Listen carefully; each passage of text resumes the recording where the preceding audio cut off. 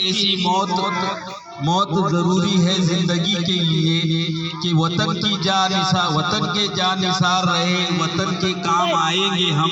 ये वतन के जानिसार रहे, वतन के काम आएंगे हम अपनी जमीन को एक दिन आसमान बनाएंगे। आपके सामने अनम फातिमा अकील खान।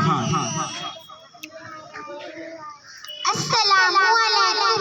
वफादारी वतन से हो ये इस्लाम कहता है, वफादारी वतन से हो ये इस्लाम कहता है। हम अपने दिल के गुलशन हिंदुस्तान रहता है। मोहतरम सदर मुल्क इस्लाम असातिज़ा इकराम मेहमानों, अस्सलामु अलैकुम। मेरे उन्होंने आज़ादी कब और कैसे हासिल की इसके बारे में आपको तफसीली तौर पर आपको बताया है कि मैं भी आज आजादी के मौके पर कुछ अहम गुफ्तगू आपसे करना चाहती हूँ। आजादी की लड़ाई भारत के मुल्क-ए-तिमाही लड़ाई थी।